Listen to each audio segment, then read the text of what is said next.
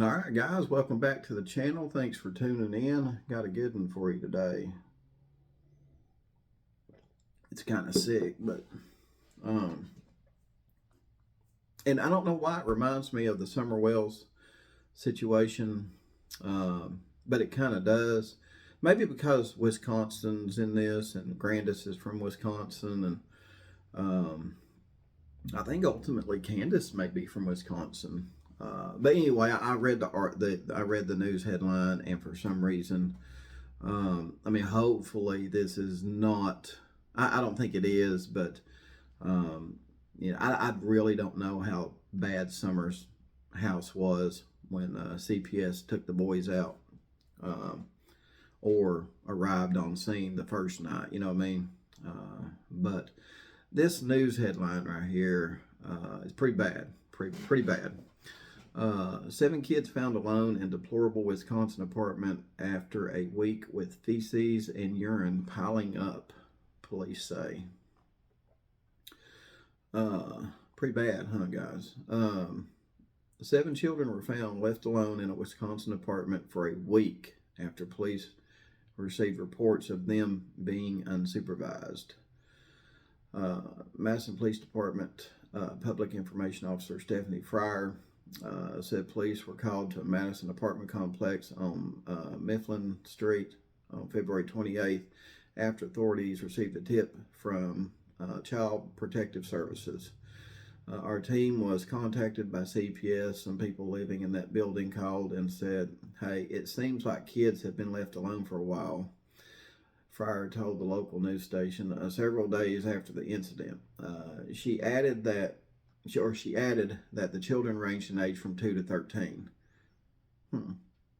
And police described the apartment conditions they found the kids in as deplorable.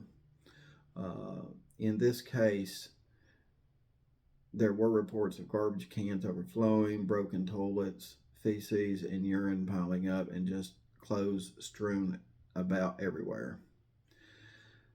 Now, I heard some pretty bad stuff about the toilets and everything, the plumbing, if you will, in the Summer Wells case. Don't know if that's true or not, but I heard that, allegedly they didn't have maybe proper plumbing, if you will, for, I guess, using the bathroom. I don't know. I don't know. But the clothes strewn about everywhere. Now I can believe we've seen the video inside the house, and it obviously didn't look neat. There were clothes everywhere. I don't think in the Summer Wells case, the condition Don and Candace was in when Summer went missing. With their addiction and all that stuff.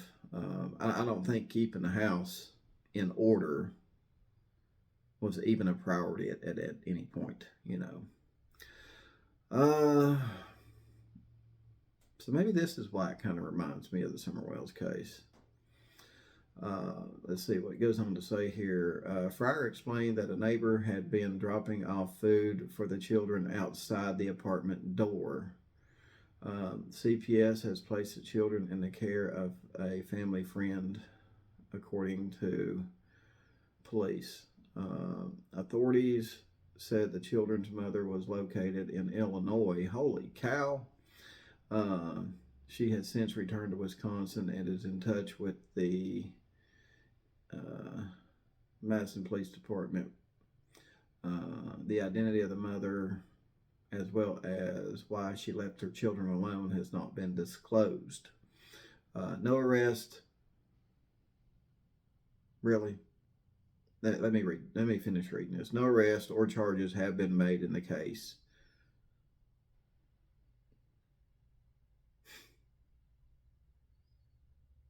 That sounds familiar, don't it? Oh my God, that sounds so familiar. Both the MPD and Dane County Child Protective Services did not immediately respond for a request for comment on March 9th. Man, guys, that sounds so familiar. So, hey, Tennessee ain't the only problem with not charging parents with stuff like this, right? Now, I always go back, like if that had been me or you in the situation, like if Dawn and Wells, or if I had been Dawn and Candace Wells, my ass would have been charged and I would have been put under the jail for, you know, the house being the way it was. I would say Summer's house was probably deplorable. I've heard some stories.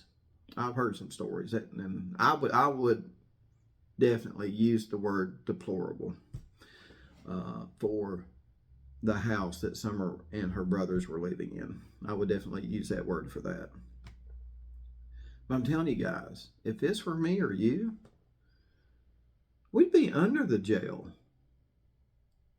We would have been like arrested immediately, probably put into a jail cell with a bunch of people that just wanted to do you harm.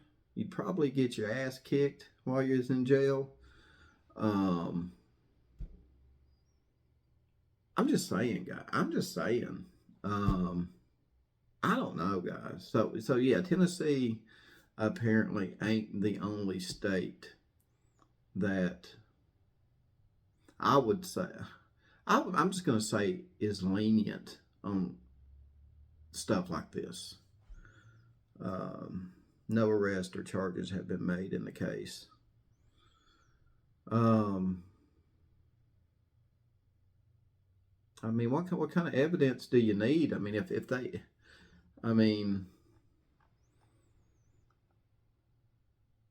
yeah, the headline says 7 kids found alone in deplorable Wisconsin apartment after a week with feces and urine piling up.